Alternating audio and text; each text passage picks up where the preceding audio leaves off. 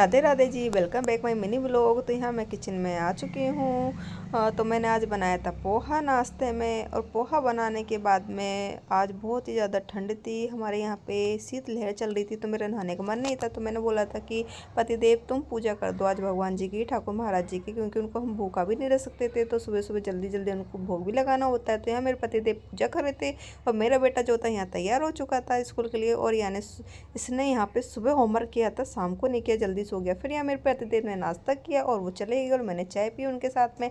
फिर मैं यहाँ मैंने मनी प्लांट्स देखे थे, खिड़की नहीं खोला क्यों, बहुत ठंडी ठंडी हवा चल रही थी, अंदर आ रही थी और मुझे बहुत तेज ठंड लग रही थी कि मुझे फीवर हो रखा था।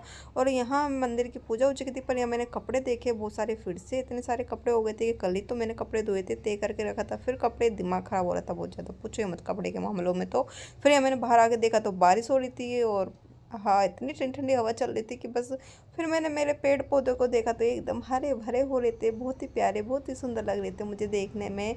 और बस देख रही थी किसमें कितने फूल आए। और पता नहीं यार चिड़ियाओं को पता नहीं मेरे पेड़ पौधों से जाने क्या दिक्कत है। मेरे गेंदे के जो पेड़ है इनको बड़े नहीं होने दे रहे, सारे पत्ते खा जाते हैं, जाने क्यों खा जाते हैं मुझे समझ में नहीं आ रहा। जबकि इनके लिए मैं दाना पानी दोनों चीज़ रख रखी है मैंने इनके लिए वहाँ पे, फिर भी मेरे पता नहीं पेड़ों को ही खाते हैं आके। नहीं क्या प्रॉब्लम है इनको मेरे पेड़ों से, मेरे खुद समझ में ही नहीं आ रहा इनको, जाने क्या टेस्ट आता है पेड़ों में। और यहाँ जो मेरा सुंदर सा फूल था, बहुत ही प्यारा सा फूल यहाँ खिल चुका था, मैं बहुत दिन से इंतजार कर रही थी। फिर मैं आ गई अंदर, मैंने सोचा थोड़ी पॉजिटिव ऊर्जा ले लेती हूँ, मतलब भक्ति भजन चला देती हूँ घर में, अकेले रहती हूँ तो ये कर लेती हूँ। फिर आज मैंने बहुत दिन बाद किया योगा।